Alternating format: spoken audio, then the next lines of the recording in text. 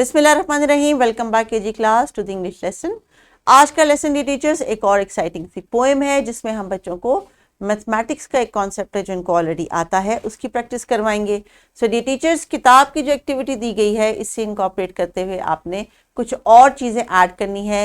आज का लेसन जो है हमारा 3D ऑब्जेक्ट्स पे है। आपके पास एक मैथ कॉर्नर है क्लासरूम में, उसमें 3D ऑब्जेक्ट्स पड़े होंगे। टॉयज़ हो सकता है, कोई रियल ऑब्जेक्ट मौजूद हो सकते हैं। आप बच्चों से कहें कि वो उनको लेके आएँ और फिर आप उनको एज अ प्रॉप इस्तेमाल करके इस पोएम को सिंग कर सकते हैं। सो बच्चों स्क्रीन पे देखिए कि आपकी बुक पे यही पेज मौजूद है। इसमें जो पोएम दी गई है it is about 3D shapes and I know that you know the names of all these 3D shapes। तो आइए देखते हैं कि इस पोएम को आपने जब याद करके एक्शंस के साथ करना है तो उसमें कौन कौन से 3D शेप के नाम आपको है जो आपको आइडेंटिफाई करने आते हैं। सो टीचर्स आज का जो हमारा की लर्निंग एरिया है it is basic mathematical skills.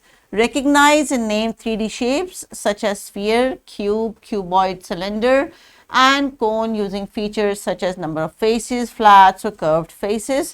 So they know all this. आज हम करने लगे उसकी एक रिविजन। सो आइए बच्चों पोएम सिंग करते हैं with actions. So let's start. 3D shapes are fat, not flat. A cone is like a party hat.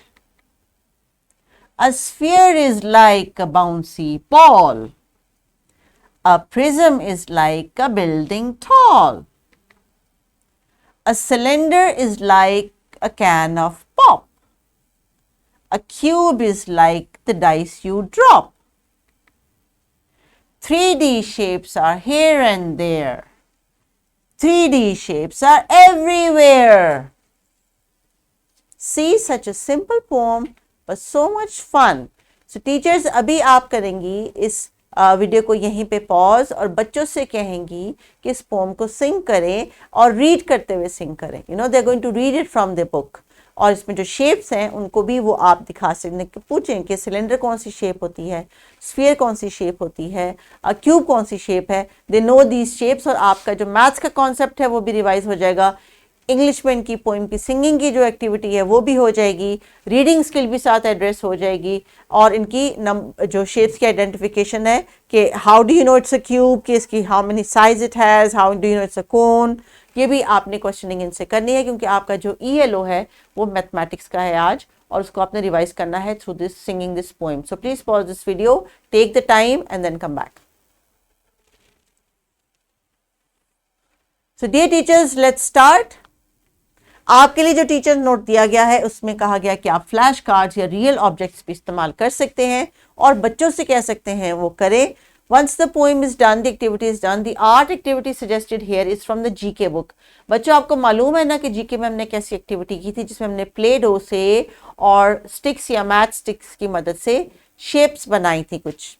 आज आपने उसी को दोबारा से करना है और खुद को जो है ना वो खुद से टीचर को एक्सप्लेन करना है, अपने फ्रेंड्स को एक्सप्लेन करना है कि आप कौन सी 3D शेप्स बना रहे हैं।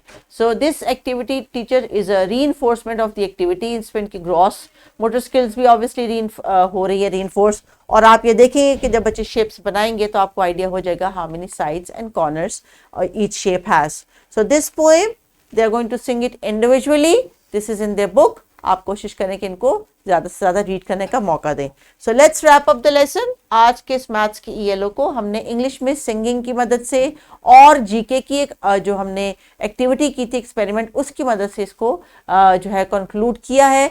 दोनों स्किल्स हमने रिवाइज भी कर ली और बहुत सारी बातें भी बच्चों ने हमें बताई। So there are some shapes here given in the description box worksheet जिसके अंदर कुछ बच्चों के लिए शेप से रिलेटेड इन्फॉर्मेशन है। अगर आप चाहें तो उनको as a warm up class में करा सकती हैं या स्ट्रिप्स दे सकती हैं। You can change and convert this worksheet into another activity that is totally up to you. So dear teachers आज के इस लेसन को कंटिन्यू करें, बच्चों को वेट ना करवाएं, give them sticks and play-doh to make their 3D shapes and explain what shape they have made. Take care. Allah Hafiz.